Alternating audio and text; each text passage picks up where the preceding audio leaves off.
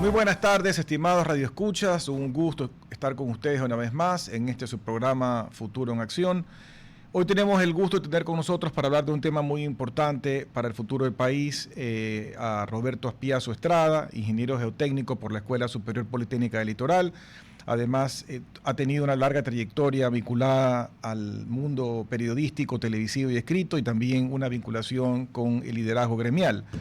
Roberto, gracias por estar con nosotros en este programa y quería comenzar hablando de un reciente escrito tuyo en el periódico que se titula Petróleo, curva declinante. Lo que uno lee allí preocupa porque básicamente indica que en vez de tener una curva ascendente en la producción petrolera que nos permita aprovechar los altos precios del petróleo y no tenemos ni siquiera una producción sostenida en las refinerías, estamos importando 70% de los combustibles a precios internacionales carísimos y tenemos una curva descendente en cuanto a la exportación de petróleo. Cuéntanos qué es lo que pasa, Roberto. Gracias por la entrevista y un saludo a los radioescuchas. Lo que sucede es que esa curva declinante viene desde 2014 a la fecha, es decir, es una tendencia de 12 años que finalmente es reflejo de que no hemos venido haciendo la tarea como corresponde para lograr el repunte y que en definitiva estamos en un escenario donde los campos en su mayoría son viejos y por tanto declinantes también, y se necesita de una política pública que modifique el actual modelo de desarrollo del sector petrolero, demasiado estatista, dependiente de las inversiones que puede hacer en especial la empresa estatal Petroecuador y con limitada apertura a la participación del sector privado. De modo tal que, haciendo un resumen respecto al conjunto de cuál es el estado de la industria en este momento, el 80% de la producción es estatal a través de Petroecuador, 100% del transporte, 100% de la refinación, 100% de la distribución o comercialización, por lo menos a nivel internacional, y teniendo protagonismo también lo que tiene que ver con la distribución interna. Así que ahí está en resumen un poco el problema. Para tener un referente, el año pasado la venta bruta petrolera significó 13.6 billones de dólares. Es decir, el sector no está en su mejor momento, pero sigue siendo muy importante para la economía nacional. Y la empresa estatal, que sin duda es protagonista en lo que tiene que ver con el desarrollo y el estado del sector, invirtió poco más de 400 millones, es decir, para el nivel de facturación que se inviertan 400 y pico de millones es muy poco. Y hay problemas, Giovanni, como por ejemplo lo relacionado al hecho que la mayor parte de contratos vigentes, tanto de Petroecuador con terceros, como del Ministerio de Ambiente y Energía ahora con empresas privadas, son contratos de prestación de servicios específicos con financiamiento que no comprenden inversión en lo que tiene que ver con descubrimiento de nuevos yacimientos. Es decir, no está previsto en estos contratos que existe inversión de riesgo en exploración, y eso significa que desde hace una veintena de años la inversión que se ha venido haciendo para tal efecto ha sido totalmente limitada, insuficiente para recuperar la producción, y es la razón, entre otras, que podríamos comentar de manera más detallada, razón esencial para tener esta curva declinante. Pero si los resultados que tú nos indicas demuestran que hay una pésima gestión en estos operadores públicos, que como también nos mencionas, tienen a cargo el 80% del negocio a nivel país, ¿por qué no se hacen reformas? Yo creo que pedirle a este árbol que nos ha dado estos malos frutos a lo largo de tantos años, seguir insistiendo sobre lo mismo es necio. O sea, no veo la posibilidad de ver que se produzca un resultado distinto. La solución está por el lado de lo que tú mencionas. Tú mencionas en tu artículo que en lo eléctrico sí han habido ciertos esfuerzos, tal vez no todos, pero ha habido ciertos esfuerzos para que el sector privado entre más en el negocio eléctrico, pero en lo petrolero no. El problema es que el sector de energía, desde el punto de vista de la gestión gubernamental y de la política pública, ha estado mucho más orientado debido a la situación emergente del Sistema Nacional de Electricidad justamente hacia la parte eléctrica. Y es la razón que durante estos 2 años y pico hemos tenido 3 reformas a la Ley Orgánica del Servicio Público de Energía Eléctrica. Una en enero de 2024, otra en octubre de 2025 y la última en marzo de 2026. Todo con miras a cambiar el modelo de desarrollo demasiado estatista para abrir espacios a la inversión privada en todas las fases del Sistema Nacional de Electricidad, es decir, generación, transmisión y distribución. De manera tal que creo que ese ha sido un factor que de alguna manera ha impedido que desde el gobierno se le preste suficiente atención a la situación del sector hidrocarburífero, que requiere de unas reformas muy parecidas. Y es la razón por la cual nosotros en este momento estamos hablando, cumplido este ciclo de 3 reformas de la Ley Orgánica del Servicio Público de Energía Eléctrica, de una reforma integral a la Ley de Hidrocarburos, que es una ley del año 1978, es decir, de medio siglo para atrás, que ha sido objeto de sucesivas reformas en el pasado y que hoy por hoy es una ley retaseada, al igual que el reglamento general, y que requiere, yo diría, de un ejercicio de codificación a través de una legislación que incorpore nuevos elementos que permitan justamente avanzar en la dirección de que el monopolio estatal se empiece a abrir. Y por ejemplo, tú mencionabas el caso de la refinación. ¿Cuál es la situación en este momento? Estás refinando sobre una capacidad nominal de 175.000 barriles, estás refinando 91.000, es decir, prácticamente la mitad. La mitad. Lo que quiere decir, lo que tú indicabas que era correcto, que estamos importando el 70% aproximadamente de los derivados que consumimos. Hoy por hoy ya no es 70, es como 80%, poco más de 80, por la situación que estamos atravesando en lo que tiene que ver con estados de mantenimiento, de paralización parcial, sobre todo de Esmeraldas, pero también de Shushufindi y de La Libertad. Recordando que en el caso último estamos hablando de una infraestructura que data de los años 50-60. Correcto. Y las otras son refinerías también obsoletas que datan de los años 80 y 90. Es decir, nuestro sistema de refinación se ha quedado paralizado en el tiempo. Y esto de apuntar a construir un tren de alta conversión en Esmeraldas, que Esmeraldas tiene el problema de que prácticamente la mitad del petróleo que refina es residuo. Y ese residuo hay que mezclarlo con diésel para obtener fuel oil. Eso supone una operación costosa, obviamente, porque mucho de ese diésel tiene que ser importado y cuesta 50% más el derivado que el crudo que nosotros vendemos cuando el petróleo no está procesado.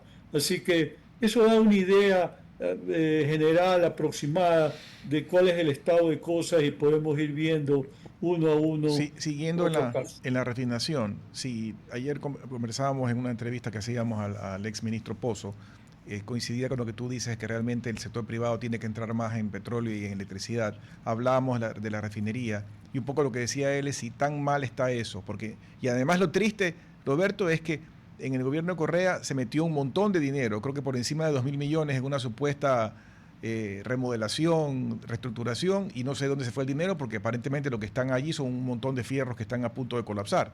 Entonces, ¿qué conviene más ahora? ¿Seguir insistiendo, invirtiendo sobre ese aparato viejo o darle de baja, importar y abrir el mercado para que si alguien quiere invertir en una refinería local que lo haga? O sea, yo pienso que la reforma a la ley de hidrocarburos debería apuntar a que se otorguen autorizaciones o permisos para quien quiera invertir en una refinería pueda hacerlo y que no tenga que ser necesariamente una infraestructura del Estado, a su riesgo desde luego. Si quiere eh, abastecerse del petróleo local, pues ya llegará a un acuerdo comercial con Petroecuador para el efecto, o si quiere importar el crudo, pues lo hará de manera tal que creo que hay que abrir un poco este esquema de que solamente el Estado puede estar a cargo y bajo la responsabilidad de estas actividades, porque el esquema no está funcionando, te lo estaba mencionando hace un momento, de la obsolescencia de todo nuestro sistema de refinación, con la particularidad que fue infraestructura diseñada para un petróleo más liviano, y las mezclas de crudo en este momento son más pesadas, y es la razón por la cual estamos obteniendo como consecuencia de la refinación mucho más residuos. No solamente en Esmeralda, también está sucediendo en La Libertad y en Chuchufine. Así que ahí hay un problema de carácter estructural, pero la política y los gobiernos, la política pública y los gobiernos de turno no responden con la situación urgente que demanda el estado de cosas para tratar de ir poniendo orden en esta situación, y que en términos de seguridad energética nosotros tengamos una capacidad de refinación mínima en función de los intereses nacionales, y que no dependamos tanto de las importaciones también. Pues, por Correcto. ejemplo, ahorita hay un problema de suministro en algunas partes del país en lo que tiene que ver con el diésel. Hay una restricción de 25%. ¿Por qué está sucediendo esto? Porque hay barcos que se están demorando en cruzar el canal de Panamá, barcos que traen derivados para el consumo interno, y por otra parte hay eh, un factor también interesante, que es que los propios navieros y los intermediarios están especulando con el precio del derivado, debido a la situación que se está produciendo en la guerra del Golfo Pérsico. Correcto. Entonces van calculando, según las noticias que van apareciendo en las redes sociales, en los medios internacionales, la cotización del crudo va variando, y con eso obviamente ocurre lo propio con la cotización de los derivados. Entonces entramos en un terreno en el cual estamos con esta restricción del diésel porque hay la especulación de agentes extranjeros que de alguna manera pues quieren sacar provecho del estado de cosas, pero el razonamiento fundamental va en la dirección que como país petrolero deberíamos tener mayor autonomía en lo que tiene que ver con refinación de derivados, o tener algún arreglo. Pues se ha hablado muchas veces de tener una solución por la vía de tener la posibilidad de llegar a acuerdos con refinerías que no estén tan distantes del Ecuador, para lograr acuerdos directos de refinación y no tener que hacerlo a través de intermediarios, a través de una modalidad de maquila.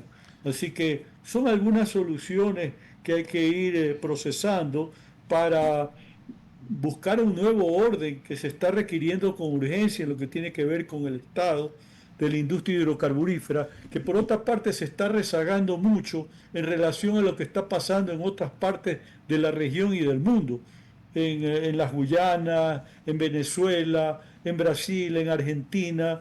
Es decir, hay una dinámica muy intensa en este momento en lo que tiene que ver con nuevos descubrimientos, y nosotros estamos muy quedados en lo que esto se refiere. Claro, y además se supone que todo este modelo conceptual detrás de la Constitución de Montecristi está apuntalado en estos conceptos un poco anticuados de soberanía, de sectores estratégicos, pero la gran paradoja es de qué soberanía hablamos, de qué sectores estratégicos hablamos, si no tienes el producto, si no tienes la refinación, si importas el 80%, si la producción cae, si en la parte energética han habido apagones. Es decir, todo es un bonito discurso, pero en la práctica, qué peor soberanía que no tener el producto, que no tener el servicio. Y claro, y tienes el problema también del continuo cambio de autoridades. Hablando de Petroecuador, has tenido 9 gerentes generales en 2 años y pico. Y cada vez que llega un gerente general hay cambio de los mandos medios altos en la empresa, y supone eso, como te digo, una pérdida de la memoria de la gestión corporativa y un retroceso en lo que tiene que ver también con la articulación de una agenda público-privada, de la que depende también la empresa estatal en términos de de conseguir metas mínimas. Pero ¿cuál es la situación en este momento? Petroecuador sigue funcionando sin un plan estratégico, sin un plan de desarrollo. No lo ha hecho público. Los últimos gerentes generales de Petroecuador, tú no los conoces, no los has visto ¿no? nunca en televisión, no hacen pronunciamientos, porque finalmente como que están acoquinados, están un tanto temerosos de aparecer y de rendir cuentas y de decir qué es lo que están pensando hacer, porque todo esto es una especie de pequeño caos, ¿no? Claro, ya te hago una pregunta hablando de la parte de estructura organizativa. ¿En tu criterio ha favorecido o no el hecho de que se fusione este gran ministerio donde está todo el tema energético, petrolero, eléctrico y minería y además el tema de ambiente, que además de por sí ya ambiente tiene un gran complejo de cosas incluyendo el manejo del agua? Yo te diría que el principal logro que ha habido con esto, independientemente que también hay algunos temas que pueden juzgarse como contraproducentes, es el hecho de que has alineado finalmente ambiente con la urgencia que tiene el sector energético, en caso particular que estamos hablando petrolero, de agilizar los procedimientos de licenciamiento ambiental que han venido demorando en algunos casos 2 y hasta 3 años, cuando dependiendo de los propios cronogramas previstos en la ley y en la reglamentación correspondiente, no deberían tomar más allá de 6 meses, que es un tiempo más que razonable para efectos de zanjar el procedimiento respectivo y brindarle garantías a las comunidades aledañas, a los sectores donde se va a intervenir en términos de una extracción, de caso para producción hidrocarburífera, las garantías de que esto se va a hacer con cuidado al medio ambiente de acuerdo a los mejores estándares internacionales. Pero te diría que aparte de eso, la complejidad que tiene en este momento el Ministerio de Ambiente y Energía es, son áreas muy disímiles entre sí. Petróleos, electricidad, minería. Estamos teniendo un poco de Ahora algo, estamos en un estamos, estado de se está entrecortando un poco la señal. transición, no sabemos quién finalmente va a ir a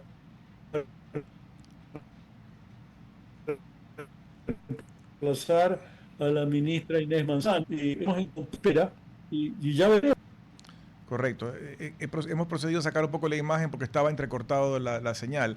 Tú mencionabas algo de la ministra. Todavía, si te escuché bien, todavía no se sabe quién va a reemplazarla. No, no se sabe quién va a reemplazarla.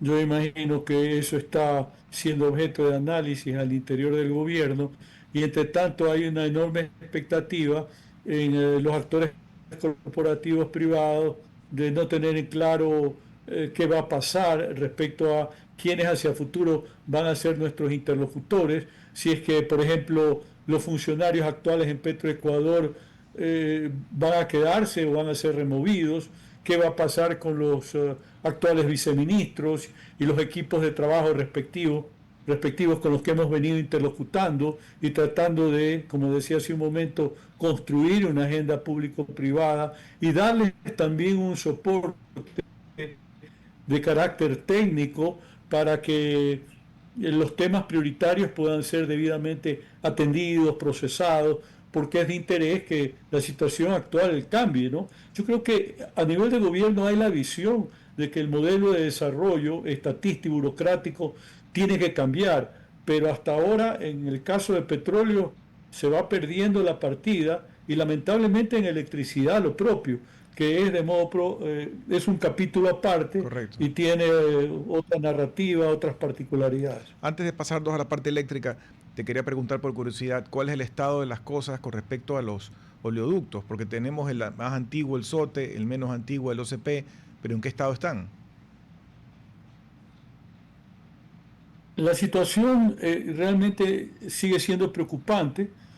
Tú sabes bien que en julio del año pasado prácticamente todo el mes se interrumpió la producción petrolera, hubo que cerrar prácticamente la totalidad de pozos en el oriente, más de 2.000 en total, tanto de Petroecuador como de las compañías privadas, y esto supone toda una complicación interna. Cuando uno cierra un pozo, no es como cuando cierras y abres el agua, o sea, Correcto. no es así de sencillo. Un veces tomarte días, un par de semanas, significa inversión, costos adicionales, de manera tal de que la situación de los oleoductos en la zona de la erosión regresiva del río Coca y de su afluente el Quijos es precaria, todavía sigue siendo deleznable, y en verdad es desde el punto de vista estratégico un problema grave el momento que el país quiere atraer inversión, nueva inversión al sector petrolero, porque no hay la garantía del transporte. Correcto. Así como se paralizó cerca de un mes el año pasado, hoy por hoy los ductos están suspendidos ahí en una pendiente, en un lecho rocoso que está aguantando las inclemencias del clima, sobre todo la lluvia, pero eso no va a ser por siempre. Es decir, tiene que planificarse y ejecutarse la derivación o la desviación de esa infraestructura que está en la margen izquierda del río Coca a la margen derecha, que es más estable geológicamente, ¿no? Entonces, está previsto hacer un nuevo tramo en lo que tiene que ver con los dos oleoductos, el SOTE y el OCP, a más del poliducto Chuchufindi-Quito, para tratar de obviar esta situación. Se ha venido trabajando y está bastante avanzada una variante que se está construyendo por la cumbre de la montaña, no en la ladera, no en el barranco, pero eso ha tenido demoras porque hay que trabajar en zonas de gradiente, de mucha pendiente, y eso dificulta todo lo que tiene que ver con la maquinaria pesada que tiene que ocuparse del trabajo y con un cierto nivel de riesgo, ¿no? Así que es un poco el estado de cosas con el transporte. Decir también que el SOTE ya cumplió su ciclo de vida útil. Las bombas son bombas que datan de los años 70 y ya no es posible conseguir repuestos, entonces hay que fabricarle los repuestos localmente, lo cual supone de modo propio una dificultad y costos elevados, y obviamente también hay que hacer reemplazo de la tubería. Es decir, ahí hay otro problema, porque al SOTE hay que meterle mucho dinero. Que no hay. Inclusive, por ejemplo, para tener la posibilidad de cuando se rompe debido a un deslave, tú tengas capacidad de tener un sistema de válvulas que te permita hacer un bloqueo en el área afectada para que el derrame no tenga las connotaciones de lo que sucedió el año pasado cerca de Quinindé, en la provincia de Esmeraldas, cuando se derramaron debido justamente a un aludrio, un rompimiento de la tubería del SOTE, 25.000 barriles. Correcto. Fíjate tú, que si eso hubiera sucedido en el OCP, hubieran podido hacer el bloqueo automático de válvulas y probablemente el derrame no hubiera sido sino de 3.000 barriles y no de 25.000. Pero como tienes esta tubería vieja que no tiene este sistema de protección, obviamente pues hubo este derrame que significó un perjuicio mayor para las comunidades circunvecinas de Esmeralda, que tuvieron que afrontar esta contingencia. Así que con eso te doy una panorámica, y permíteme concluir diciendo una cuestión importante. A finales de 2024 se tomó la decisión de no renovar el contrato con el Grupo Pampa, grupo argentino que había tomado a cargo en los últimos años la operación del OCP. Pasó a manos del Estado, supuestamente se iba a hacer sobre la marcha una licitación pública que se iba a lanzar en mayo de 2025. Y no se hizo. Estamos entrando a mayo de 2026 y no sabemos bien cuándo esta licitación va a tener lugar o si va a tener lugar, porque finalmente se ha convertido en un tema tabú por parte del gobierno. Es el tipo de definiciones que tienen que darse para evitar que estos temas se sigan alargando y por supuesto nosotros como Cámara de Energía del Ecuador estamos en la posición que todo el sistema de transporte de crudo debería privatizarse. Así Deberíamos es, tener un operador privado. ¿Por así qué tiene es, que ser Petroecuador? así Una es. empresa estatal que tiene graves problemas desde el punto de vista de gestión, porque es una gestión continuamente política, esto hay que decirlo, Y no no es una técnica. gestión técnica. Entonces hay estos problemas que estamos comentando. Mira, esa obra de la variante debió haberse hecho el año 22, porque la gente se olvida, pero a finales del año 21 tuvimos una interrupción muy parecida a la de julio del año pasado, cuando estaba recién instaurado el gobierno de Guillermo Lasso. Y se perdió en ese momento más o menos unos 500 millones de dólares. Eso es lo que tuvo de pérdida el país, que la volvimos a tener hace poco. ¿Cuánto cuesta la variante?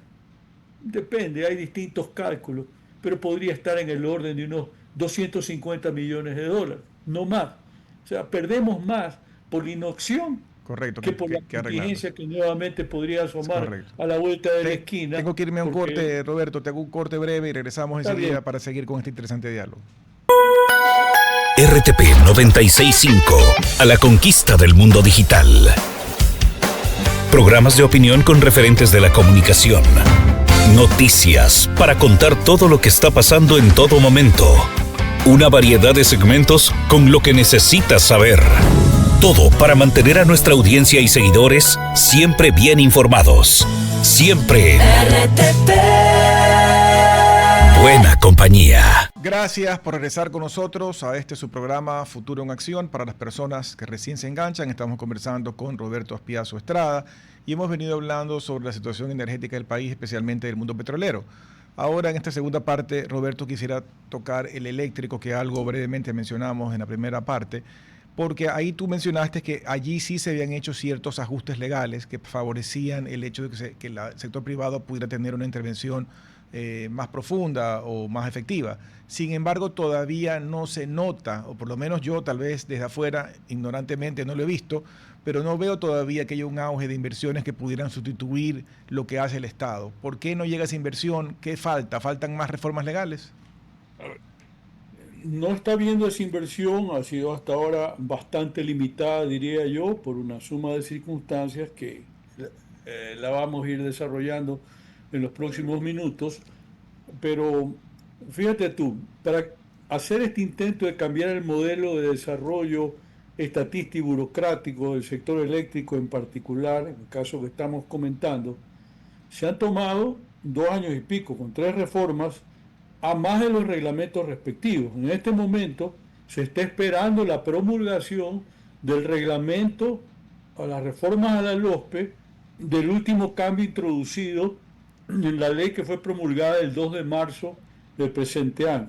Entonces yo creo que ahí se cierra el ciclo. Ha tomado tiempo y ha habido que resolver inconvenientes relacionados, por ejemplo, a la garantía de pago para los inversionistas en generación. Ahora, con los cambios de la legislación correspondiente, se ha abierto la posibilidad de que esa intervención privada se dé también en transmisión y en distribución, lo cual creo que es positivo.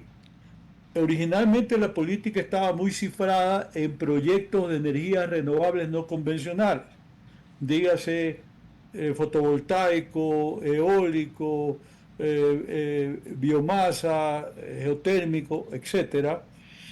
Y evidentemente hubo un descuido en lo que tiene que ver con la importancia de contar con energía en firme, termoeléctrica, eventualmente también con gas natural, considerada energía de transición, pero las reformas legales de alguna manera han venido ampliando todo este espectro con una visión más integral de los cambios que el sector requiere. Entonces, ¿cuál ha sido el problema más reciente para entrar en autos?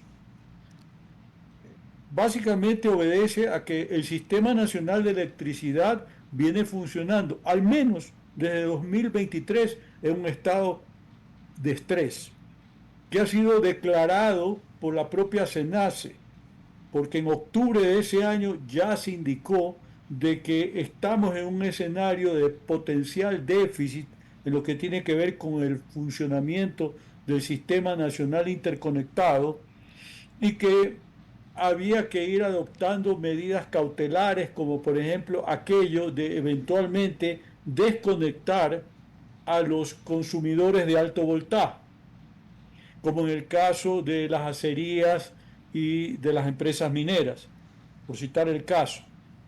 Entonces, lo que puedo decir es que, por ejemplo, en el tema de los proyectos de energías renovables no convencionales, hubo en algún momento un paquete de 500 megas que después se amplió en el gobierno de Guillermo Lasso a 800 megas, es decir, con 300 adicionales.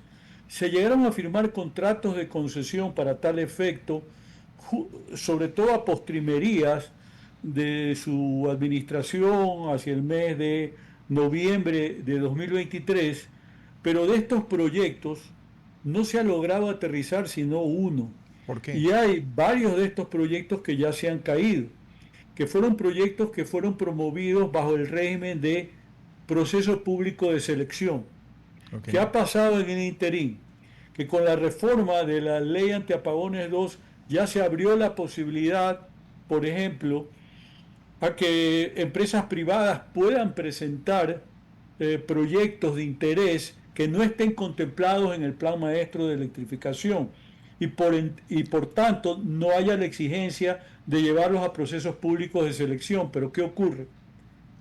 Para este tipo de proyectos se tuvo que aprobar una normativa secundaria de los precios de la energía, de los precios que tú le vas a garantizar de alguna manera a estos inversionistas que se acojan a esta posibilidad de no tener que someterse al proceso público de selección.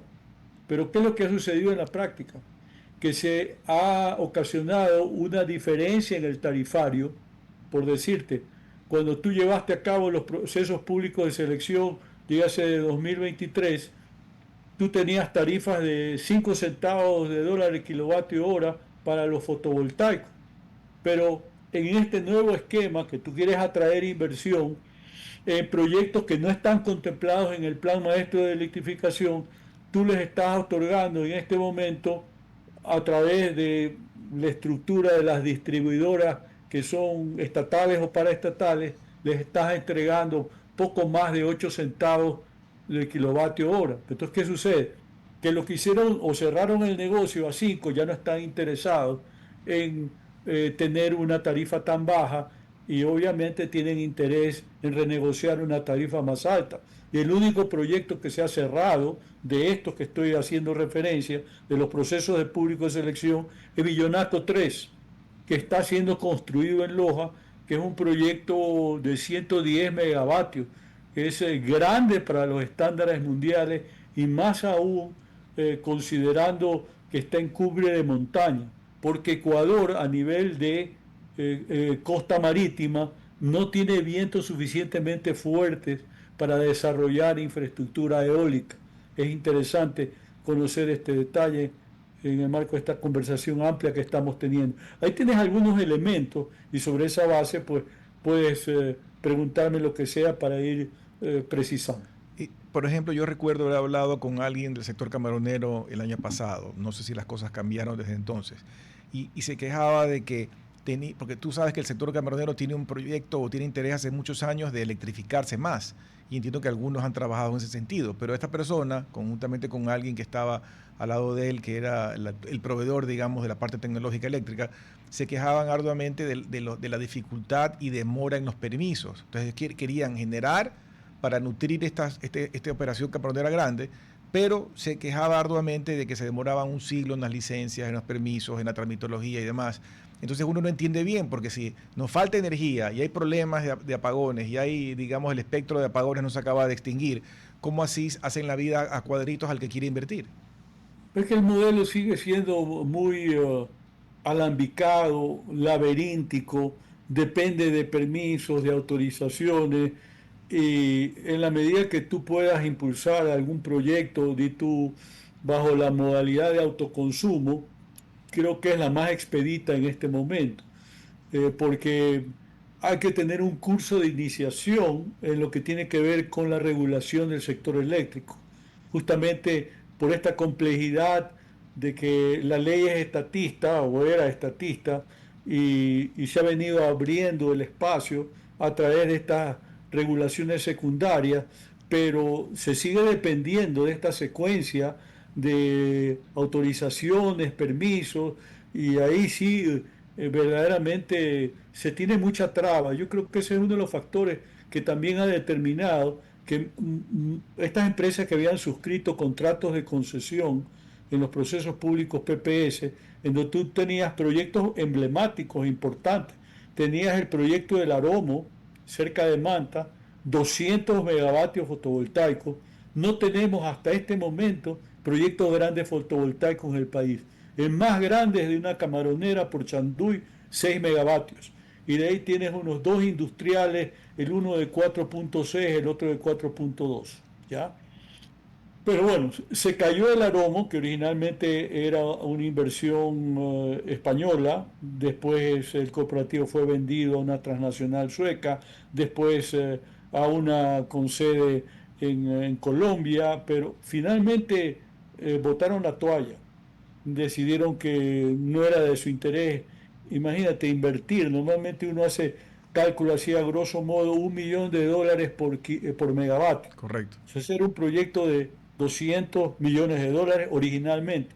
Los costos han venido bajando, entonces ahora sería un costo de unos 140, 150, igual, un proyecto que hubiera movido mucho la economía local, indiscutiblemente. Correcto. Con una perspectiva bastante interesante. Se iba a desarrollar en las escombreras de la refinería del Aromo, ¿no? Para tener un referente.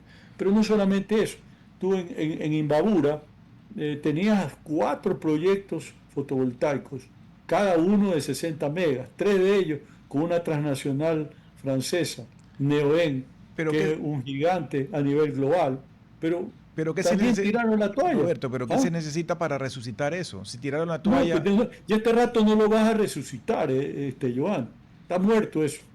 Estos corporativos han querido vender los proyectos, pero hay el problema que te estaba explicando hace un momento. Correcto. De los tarifarios que tendrían que empezar a renegociar tarifas. Imagínate el tiempo que te va a tomar renegociar tarifas con un esquema tan burocratizado. No es fácil. Roberto, pero hablando de lo macro, considerando el crecimiento de la demanda, ¿cuánto es lo que realmente el país, siendo objetivos y siendo responsables, debería de estar aceleradamente buscando la forma de incrementar? ¿Cuántos megavatios más?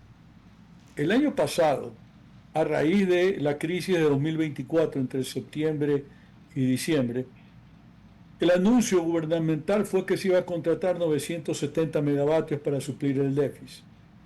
Pero ¿cuál fue el resultado? El resultado fue que fracasaron los proyectos de Progenia Austral, 240 megavatios.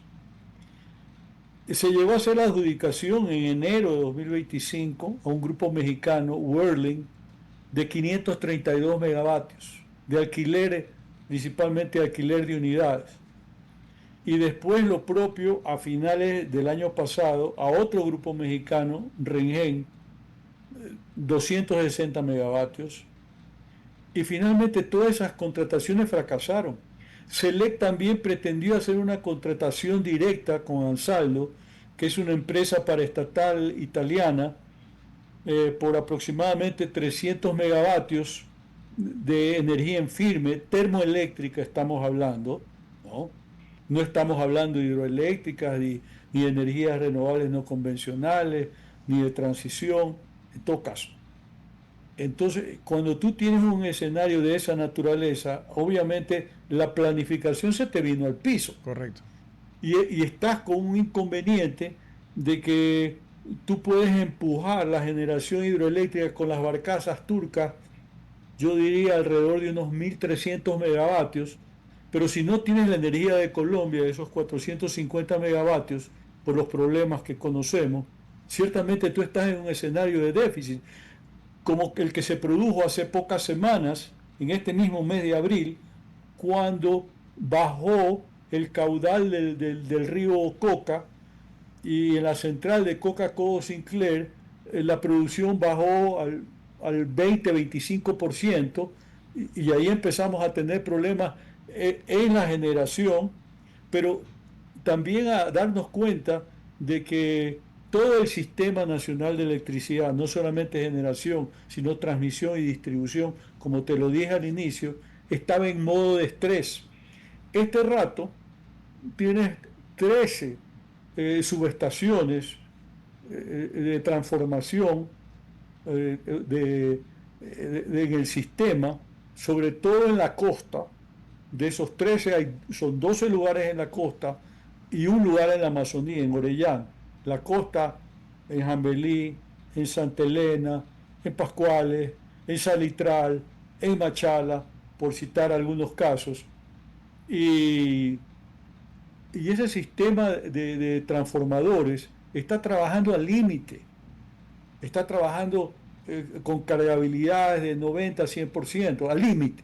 Entonces, ahí has tenido un problema de que se producen desconexiones no programadas y la protesta natural de la gente. El problema, pienso yo, del gobierno ha sido que no ha reconocido debidamente de que esta situación crítica del sistema se mantiene y de que hay que seguir trabajando en el corto, mediano y largo plazo en función de una planificación para, mientras no llega esta inversión privada, por lo que hemos venido comentando, Correcto. Por lo menos haya algo de inversión pública. Claro, lo que pasa es que la parte pública no tiene la billetera muy holgada, y todo esto es arrastrar muchos años de mala inversión, de poca inversión, de poco mantenimiento, y se pagan los platos rotos ahora de toda esa infraestructura vieja. No hay soluciones mágicas. Y claro, los camaroneros que tú mencionabas hace un momento, el momento que tienen que generar termoelectricidad, los costos están alrededor de 30 centavos de dólar el kilovatio hora. Y si tuvieran posibilidad de conectarse al sistema nacional interconectado, esa energía les costaría 10-12 centavos de dólar. Entonces, entiende tú el impacto que esto tiene sobre la estructura de costos, en donde para efectos de productividad las camaroneras han aumentado significativamente el consumo de energía eléctrica que realizaban anteriormente, porque necesitan de una aireación mucho más intensiva para lograr los volúmenes de producción de camarón por hectárea que les permita tener la rentabilidad de vida. Roberto, nos queda solamente un minuto, pero en resumen de lo que hemos hablado, no podemos seguir, de lo que yo entiendo, no podemos seguir parchando, no podemos seguir poniendo curitas. Los dos sectores, eléctrico y petrolero, lo que necesitan son reformas integrales y decisiones valientes para cambiar todo el modelo. O sea, en definitiva, hay que tomar acciones disruptivas, porque si quieres llevar este modo del cambio del modelo de desarrollo del sector petrolero y eléctrico a los ritmos que actualmente se viene dando, te va a tomar los próximos 5 años más o menos tener una reforma en donde tú puedas evaluar y tener un resultado que diga, ya hoy por hoy tenemos un modelo mucho más abierto.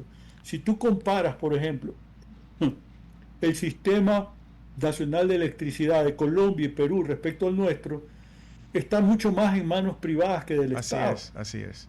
Y sin mucho embargo, más. Inclusive funcionan con ventas de energía a mediano y largo plazo, a más de las ventas spot que también tiene. Entonces, ¿cuál es la ventaja? Que tiene un mercado en el cual consumidores, ¿no?, y generadores pactan libremente las tarifas. Y creo que esto termina siendo para beneficio de unos y otros, de manera tal que nosotros vamos a tener que movernos en esa dirección en algún momento. Creo que esa es la clave en el tema de electricidad en particular. Copiemos lo bueno. Gracias, Roberto, se nos acabó el tiempo. Muchas gracias, porque esos son temas súper importantes para el futuro del país, que si no son resueltos nos van a pasar como nos han pasado factura ya en el pasado. Muchas gracias a ti y gracias a todos ustedes. Hasta el día lunes. Gracias. Hasta aquí, Futuro en Acción. Control Master Marisela Basantes. Transmisión digital Gerardo Díaz. Redes sociales Erika Eras. Dirección Javier Gamboa. Todos los derechos reservados. RTP 2026. Si disfrutó este programa y aportó de manera positiva en su vida, déjenos sus comentarios en Instagram, página web o WhatsApp, así como los aplausos al artista son sus mensajes al equipo de RTP Ecuador. RTP. Buena compañía.